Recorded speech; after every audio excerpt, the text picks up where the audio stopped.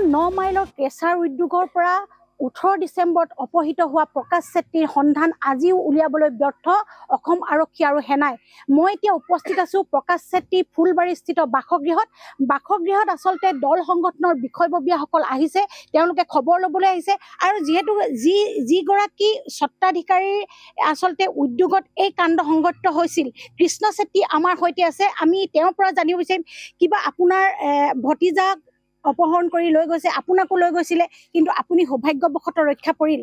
কিন্তু প্ৰকাশ চেত্ৰীৰ কিবা সন্ধান পাইছেনে? আপোনালৈ কিবা ফোন আহিছে নেকি? হয়, এতিয়ালৈকে কোনো ফোন তেনেকুৱা মোৰ লগত একো যোগাযোগ হোৱা নাই।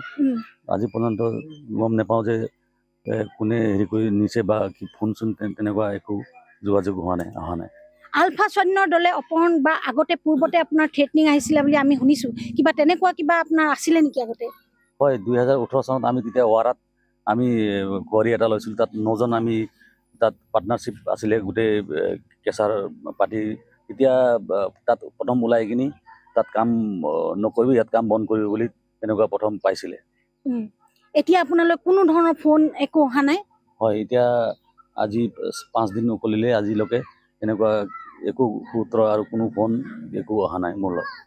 আচলতে এই যি অপহৰণ কাণ্ড 8জনীয়া অস্ত্ৰধাৰী আচলতে দলে অপহৰণ কৰি নিয়াৰ পাছতে আচলতে ঘৰখনত এক শোকাকুল পৰিৱেশে বিৰাজ কৰিছে। পত্নী, মাতৃ, পিতৃ সকলো অসুখীয়া আৰু দুমহীয়া কেঁচুৱালৈ পত্নীয়ে আহ্বান জনাইছে বাৰে বাৰে যে কোনে নিছে আচলতে জনাওক বা কোনে লৈ গৈছে মোৰ স্বামীক জনাওক। এনে পত্নীয়ে ভাষ্য দিছে। কি ক'বা, কিবা সন্ধান পাইছা? কোনোবাই আৰক্ষী কিবা কৈছে নেকি? একো এতিয়ালৈকে কোনেও নিছে। মই আপোনালোকৰ আগত হাতযোৰ কৰিছো, মোৰ স্বামীটো ঘূৰাই দিয়ক। মোৰ ঘৰৰ আৰ্থিক অৱস্থা বহুত বেয়া।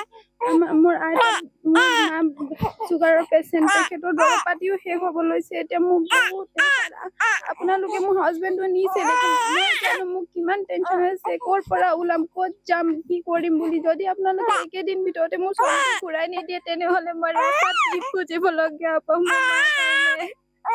আচলতে কান্দোন্নত হৈ এইগৰাকী পত্নীয়ে আহ্বান জনাইছে কোনে নিছে আচলতে সেয়া স্পষ্ট কৰক, বা ৰোগীয়া পিতৃ মাতৃ আৰু তেওঁ চিজাৰিং কৰা এগৰাকী মহিলা, সেয়েহে আচলতে আহ্বান জনাইছে আচলতে কোনে নিছে সেই কথা স্পষ্ট কৰক আৰু জনাওক।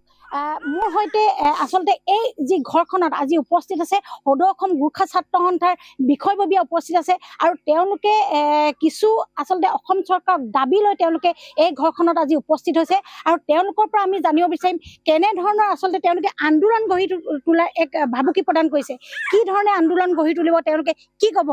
আজিও সন্ধান নাই, আজি 4 নম্বৰ দিন উকলি গ'ল, কি ক'ব? নিশ্চিতভাৱে আজি 18 ডিচেম্বৰ তাৰিখে যি প্ৰকাশ চেত্ৰী তাক অপহৰণ কৰি লৈ গ'ল অজ্ঞাত সংগঠন, আপোনালোকে জানে। যিহেতু আমি যদি আমি শুনা মতে আমি উলফা স্বাধীন তথা আলফা স্বাধীনে লৈ যোৱা বুলি আমি যিহেতু গম পাইছোঁ, যদি নিছে তেনেহ'লে স্পষ্টীকৰণ কৰিব লাগে। মই পৰেশ বৰুৱা ডাঙৰীয়াক মই অনুৰোধ জনাইছোঁ। আৰু যিহেতু তেখেতৰ যি আৰ্থিক অৱস্থা আপোনালোকে সকলো আজি নিৰীক্ষণ কৰি গম পাইছে, যিহেতু তেওঁ অতি দৰিদ্ৰ সীমাৰেখাৰ তলত বসবাস কৰা এজন ব্যক্তি আৰু তেখেতক অতি শীঘ্ৰে মোকলাই দিবলৈ মই কাটৰ অনুৰোধ তথা সদৌ অসম গোৰ্খা ছাত্ৰ সন্থা তিনিচুকীয়া জিলা সমিতিৰ পৰা অনুৰোধ জনাইছোঁ। আৰু ইয়াৰ লগে লগে জিলা প্ৰশাসন তথা চৰকাৰক মই দাবী জনাব বিচাৰিছে, যি আমাৰ ইয়াত জাগুন অঞ্চল তথা বৃহত্তৰ অসমৰ যি পৰিস্থিতি, ৰাইজৰ যি দুখ দুৰ্দশা, ইয়াক তেওঁলোকে আমাৰ ৰাইজৰ স্বাৰ্থৰ বাবে বা তেওঁলোকৰ যি সুৰক্ষাৰ বাবে তেওঁলোকে ব্যৰ্থ হৈছে। আজি এই প্ৰমাণ, যিহেতু 2 মাহৰ আগতে ইয়াতে আৰু অপহৰণ হৈ ইতিমধ্যে লৈ যোৱা হৈছিল, তাৰ পাছতো কিন্তু 2 মাহৰ পাছতো চকু মুদা ফুলি ভাও ধৰি প্ৰশাসনে আজি আকৌ এটা অপহৰণ কাণ্ড ঘটিলে। সেইবাবে আমি চৰকাৰ তথা প্ৰশাসন দাবী জনাইছোঁ অতি শীঘ্ৰে এই প্ৰকাশ চেত্ৰীক মোকলাই আনি দিব লাগে, অন্যথা চৰকাৰ বিৰোধ তথা প্ৰশাসনৰ বিৰুদ্ধে আমি আন্দোলন গঢ়ি তুলিবলৈ বাধ্য হ'ম। যিহেতু আমি ইতিমধ্যে আমি প্ৰস্তাৱ গ্ৰহণ কৰিছোঁ বা আলোচনা কৰিছোঁ যে যিহেতু 36 ঘণ্টাৰ ভিতৰত তেওঁলোকে যদি কোনো সংসূত্ৰ বা তথ্য আমাক আনি নিদিয়ে তেন্তে আমি 36 ঘণ্টাৰ পাছত কিন্তু আমি আন্দোলন গঢ়ি তুলিবলৈ বাধ্য হ'ম। হয় আজিৰে পৰা তেওঁলোকে 36 ঘণ্টা বান্ধি দিছে আৰু চৰকাৰক এই প্ৰকাশ চেত্ৰীক উদ্ধাৰ কৰাৰ ক্ষেত্ৰত আৰু যদিহে প্ৰকাশ চেত্ৰীক উদ্ধাৰ কৰাত অসম চৰকাৰৰ গৃহ বিভাগ বা আৰক্ষী প্ৰশাসন ব্যৰ্থ হয় তেনেহ'লে তেওঁলোকে আন্দোলনৰ কাৰ্যসূচী গঢ়ি তোলাৰ হুংকাৰ প্ৰদান কৰিছে। জাগুন আঞ্চলিক সমিতিৰ বিষয়ববীয়া আছে গোৰ্খা ছাত্ৰ সন্থাৰ, কি ক'ব? কেনেধৰণৰ নিৰাপত্তাৰ ব্যৱস্থাত সুৰুঙা থাকি গৈছে যাৰ কাৰণে এনেধৰণৰ ঘটনা পুনৰাবৃত্তি হৈছে জাগুনত, কি ক'ব?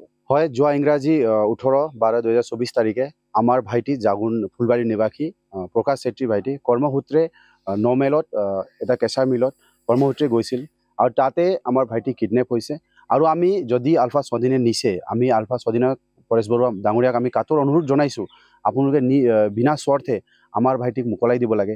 আপুনি যিহেতু গম পাইছে পৰিস্থিতি, ঘৰত আহি বুজ লৈ আপোনালোকে গম পাইছে দুমহীয়া এটা পুত্ৰী সন্তান আছে, মা তাৰ ৱাইফজনী কান্দোত ভাঙৰি পৰি আছে, ঘৰৰ অৱস্থা খুবেই বেয়া, ঘৰৰ মা দেউতাই ডায়েবেটিছ পেচেণ্ট আৰু ছোৱালীজনীও বেমাৰ বুলি জ্বৰ বুলি হৈছে বুলি আমি গম পাইছোঁ। সেইকাৰণে আমি কাটৰত অনুৰোধ জনাইছোঁ পৰেশ বৰুৱা মহোদয়, যদি আপুনি নিছে, যদি আপোনাৰ মালিক লগত কিবা বুজাবুজ আছে আপুনি মালিক লগত বুজাবুজ কৰক, কিন্তু আমাৰ এই যুৱকক আপুনি নিস্বাৰ্থভাৱে এৰি দিবলৈ আমি কাটৰ অনুৰোধ জনাইছোঁ।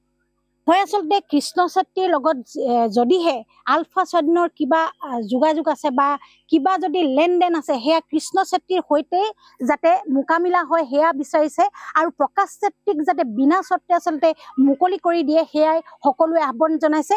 নহ'লে কিন্তু সদৌ অসম গোৰ্খা ছাত্ৰ সন্থাৰ তিনিচুকীয়া জিলা সমিতিয়ে জংগী আন্দোলনৰ কাৰ্যসূচী ইতিমধ্যে ঘোষণা কৰিছে।